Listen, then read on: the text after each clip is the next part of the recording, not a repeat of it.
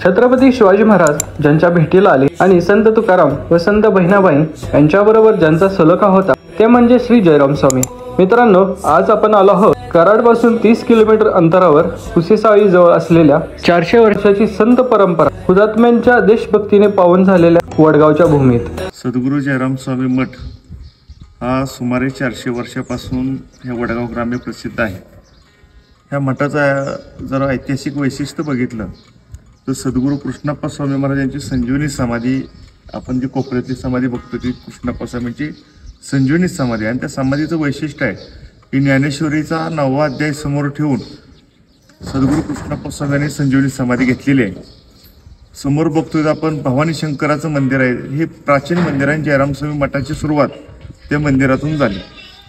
याचबरोबर मागच्या बाजूला काशी विश्वनाथाचं मंदिर आहे आणि अलीकडच्या बाजूला विष्णूचं असं मंदिर सुंदर आहे की ती पाषाणाची शाळीग्रामची मूर्ती आहे आणि नेपाळवरून ती मूर्ती इथं आलेली आहे। त्याही मूर्तीचा इतिहास असा आहे की नेपाळमध्ये असताना आमचे 6वे सत्पुरुष महादेव बाबा हे नेपाळमध्ये गेले असताना भगवान विष्णू त्यांना दर्शन दिलं आणि ते मूर्ती स्वतः म्हटले की मला वडगावला यायची आहे, पण इथला राजा म्हटला की आम्ही तुम्हाला घेऊन जाऊ शकत नाही, आमच्या राज्यातली मूर्ती आहे।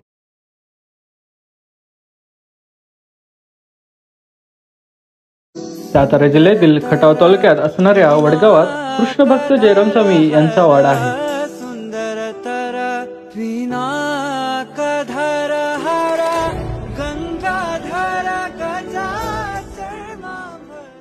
महाराज वडगाव ग्रामी आल्यानंतर मूर्ती राजांच्या बाबतीमध्ये जर बघितलं तर तिथल्या राजाने महाराजांना अगदी बैलगाडीच्या नजरेने सगळ्या या ठिकाणी पाठवून दिली आणि जगद्गुरू तुकाराम महाराज, छत्रपती शिवाजी महाराज आणि महाराष्ट्रातील महाजी शिंदे सरकार आणि अन्य राजे महाराजांनी गायकवाड सरकार ह्या मठाला योगदान दिलेलं आहे।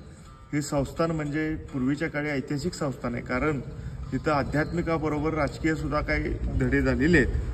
त्याचं उदाहरण जर म्हटलं तर स्वतः छत्रपती राजाराम महाराजांचे काही असेल पत्र उपलब्ध आहेत की मठाला जर कोणी त्रास दिला तर त्याला हिंदू असो किंवा मुस्लिम असो त्यांच्यावर कडक सजा केली जाईल अशी अनेक पत्र उपलब्ध आहेत। संताजी घोरपडे यांची सुद्धा 2 दिवसाची छावणी या मठाला परिसरात पडलेली आहे। आणि शिवाय स्वातंत्र्याच्या लढाईमध्ये आपण ज्या मंदिर परिसरात बसलो या मंदिर परिसरातून खटाव तालुक्याच्या मुख्य केंद्री वडूज या ठिकाणी मोठा स्वातंत्र्याचा लढा झाला। त्यामध्ये 9 हुतात्मे झाले, त्यांचं शेवटचं दर्शन हे संतांचं दर्शन आहे। त्यामुळं महाराष्ट्रातील एकमेव असं मंदिर आहे की ह्या मंदिरातून स्वातंत्र्याची ज्योत सुद्धा पेटलेली आहे। त्यामुळे सरकारनं ह्या मंदिराला काहीतरी भरीव नदी हे जतन करणं हे सरकारचं काम आहे, कारण या ठिकाणी भाविकांची येणेजाण जास्त नसल्यामुळं ट्रस्टकडे उत्पन्न नाही। पण हा ऐतिहासिक ठेवा, स्वातंत्र्याच्या लढ्यातला हा ठेवा आहे, तो भावी पिढीसाठी जतन व्हावा यासाठी मी मागणी करत आहे। त्याबरोबर आपण आता बघतोय शिवकालीन विहीर आहे, त्या विहिरीमध्ये सुद्धा छत्रपती शिवाजी महाराजांनी दर्शन घेतलेलं आहे आणि ह्या परिसराला एक ऐतिहासिक, सांस्कृतिक आणि सामाजिक हा सगळा वारसा आहे। या वडगावमध्ये आज सुद्धा प्रशासकीय अधिकारी, शाळा, आमची वडगावचा जयराम स्वामी हायस्कूल आणि वडगाव ग्रामपंचायत, वडगाव विकास सोसायटी या सर्वांच्या आणि ग्रामस्थांच्या सहकार्यातून मठ आणि मठाचा परिसराचा विकास हा चालू आहे।